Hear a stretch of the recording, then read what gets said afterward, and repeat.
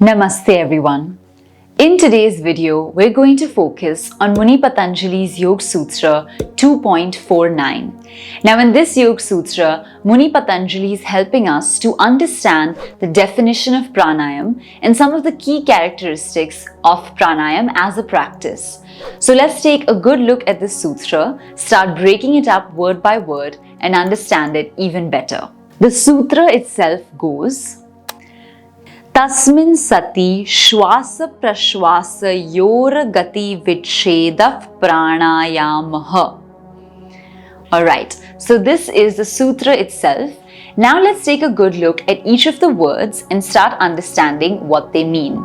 The first word here is tasmin, and tasmin is referring to in that. So once again, it's talking about the previous sutra where we understood the definition of the asana and we also understood the impact of it.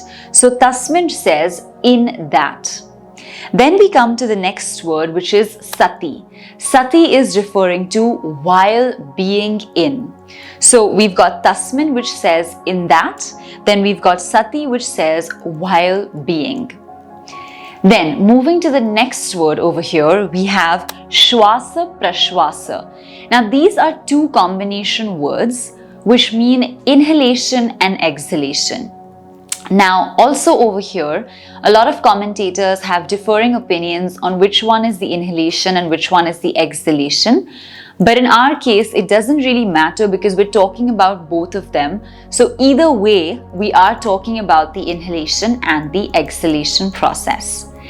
Then coming to the next word, we have yo or yor, which comes as a compound in between the entire sutra. And this is referring to of the two. So it's talking about shwasa prashwasa from the previous segment and continuing that line of thought by saying of the two. And then coming to the next word, there is gati. Now gati is a very common word which is used to represent movement, dynamic activity, or something that is, that has a certain kind of style of moving about. So gati is a rhythmic or a regular movement of something, and usually it is used to represent the speed of a car or the way in which we're walking or the way in which we're speaking. All of them have a particular gati, particular speed and pace of movement. Then coming to the next word, we have vicheda. Now vicheda particularly refers to a break, a pause or a gap. So when we're saying vicheda, they're talking about the gap in the inhalation and the exhalation process. And then finally we come to pranayam, which is what the sutra is all about. And pranayam as a word itself is made up of two words, prana and ayam. Prana refers to the pranic energy which is represented by breath, and ayam means expansion or elongation of something. So that is the meaning of pranayam. Now what is the sutra trying to tell us on the whole? It is saying that while we're in the asana, or when we have done away with the dualities in our psychological system, which is the impact of the asana, then what happens is we are able to create a break in our inhalation and our exhalation, and this break in the rhythm of breathing leads to what we call pranayam. Alright, so this is the simple understanding of the sutra. Now let's get deep into it and start understanding what it's trying to tell us. Alright, so the sutra itself is pointing us in the direction of understanding pranayam a little bit better. The first most important thing to consider over here is that it comes after asana. So as we discussed in the previous sutra, asana in Patanjali's yoga system most commonly refers to a sitting posture which is meditational in nature.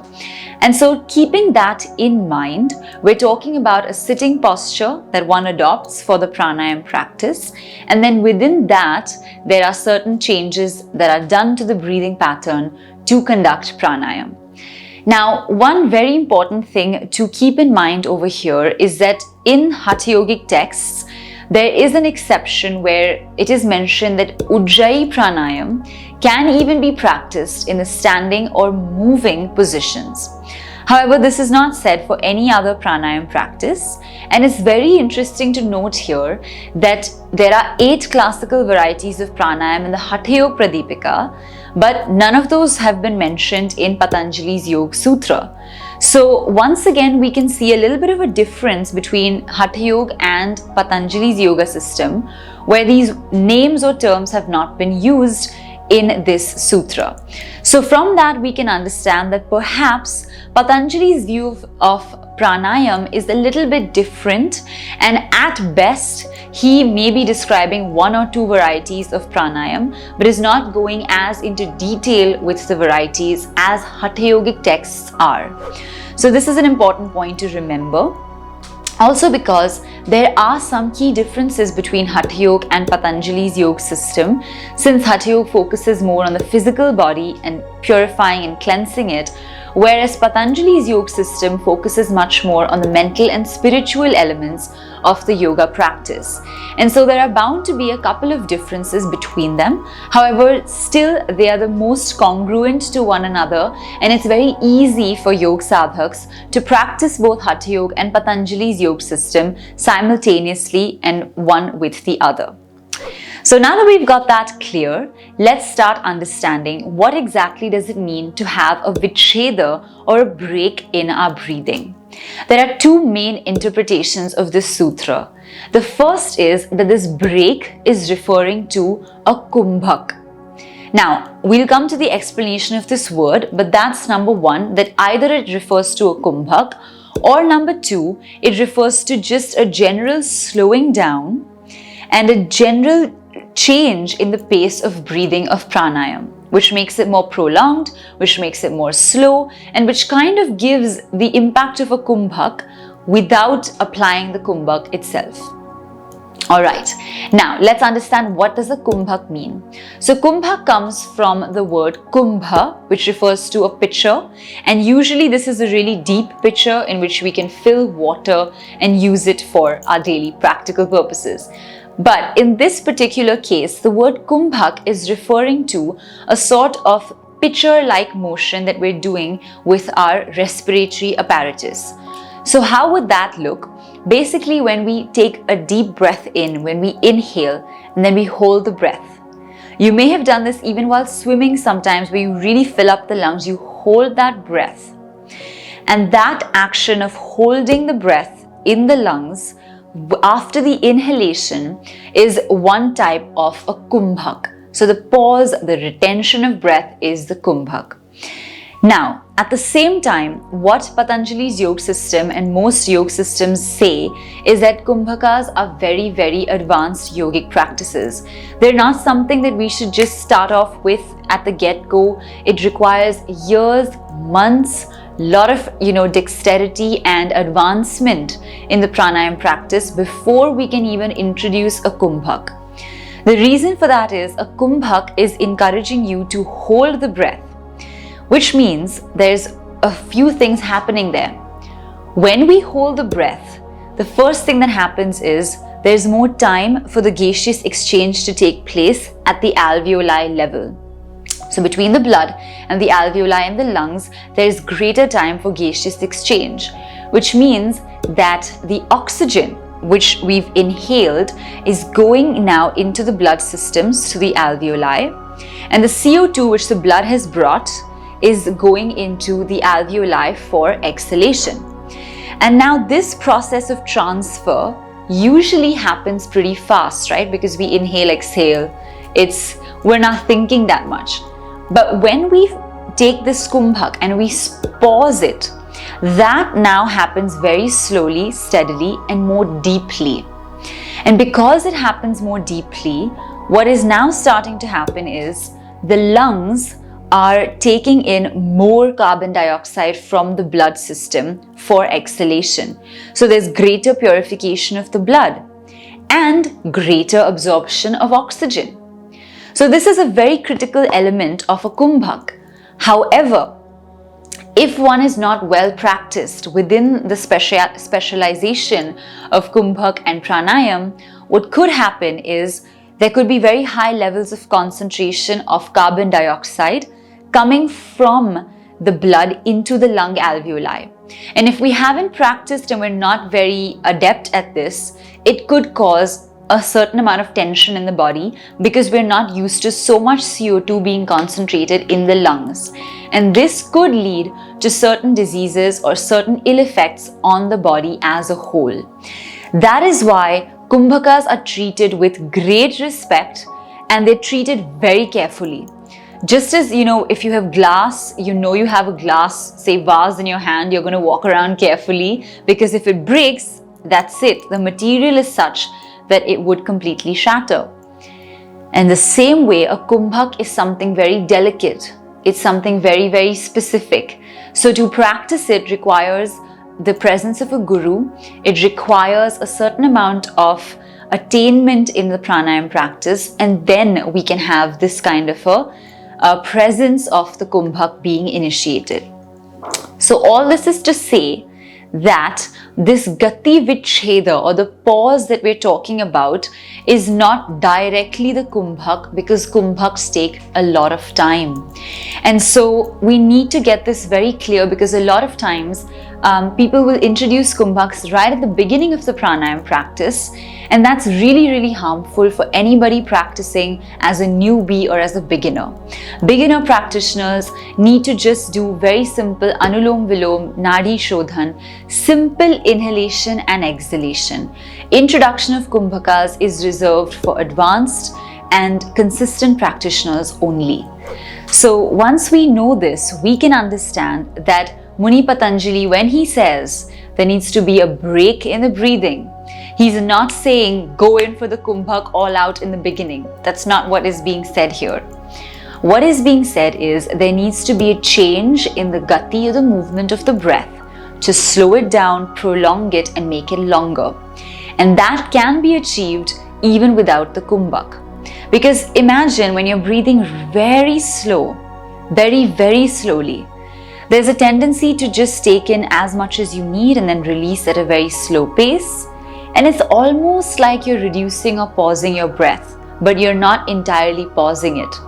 So you get the experience of a milder kumbhak, but you haven't applied the whole thing, which is what is advised for beginner practitioners. So, I know this was a lengthy explanation, but the reason we're discussing this is because when we start off with the pranayama practice, or we come onto the path of pranayama, very important to start with the basics, to start with just slowing down and prolonging the breath instead of applying the kumbhak and trying to start it off from the very beginning. So this is one very important point to keep in mind. Now, here's the next element that we need to consider. Sometimes people tend to classify Kapalbhati Kriya as a pranayam, which according to Patanjali yoga systems and Hatha yoga is not the case. If you look at Hatha yogic books correctly, Kapalbhati is a kriya which comes under the Shat Karmas as a cleansing or purificatory process. However, these days, just because it deals with the breath, we confuse it and we put Kapalbhati into a pranayam practice, which it is not. The reason being, after doing Kapalbhati, we are moving very quickly between the breath. There is no slowing down or prolongation happening. It's a fast process meant for cleansing this body systems. And because it is a purificatory process, it actually helps the entire body system to throw out the toxins, throw out CO2, take in O2 and conduct a sort of purification in that way. But the pranayama practices are much slower, much more gentle, much more relaxed. So there's a clear difference between both these practices. At the same time, Bhastrika, which is a very commonly known Hatha yogic pranayam, Bhastrika has elements of Kapalbhati within it, but it also has other pranayam practices since it's a combination. And ultimately, when you finish Bhastrika pranayam, the overall impact is slowing down of breath and relaxation. So Bhastrika is a pranayam because it has that overall impact of slowing down and kind of relaxing the body system. Whereas Kapalbhati is a kriya because it's more purificatory in nature. It's fast inhalation, exhalation, rather just quick exhalations and passive inhalations, which make it the Kapalbhati kriya that it is. Alright, so these are some very important clarifications so that we get the right understanding of pranayam as a practice. So I hope this has helped you to understand that pranayam is essentially expansion of the breath by slowing it down, by changing its pace, and by including a certain amount of pauses and breaks through slow breathing. For advanced practitioners, that would also include a kumbhak, but for beginners, it's just a simple slowing down. Alright, so that brings us now to the end of today's video. I hope this has been an informative and an easy to understand video for you. Please feel free to go back, pause the video, re-watch certain sections if you need to. And with that, leave your thoughts in the comment section below. Let us know what you thought. Give this video a big thumbs up. And don't forget to subscribe to our channel because we release new videos every single week. We can't wait to see you in the next video or in our next class, course or workshop, the details of which are in the description. So we look forward to seeing you very soon. Until then, take care and we're going to see you in the next one. Namaste.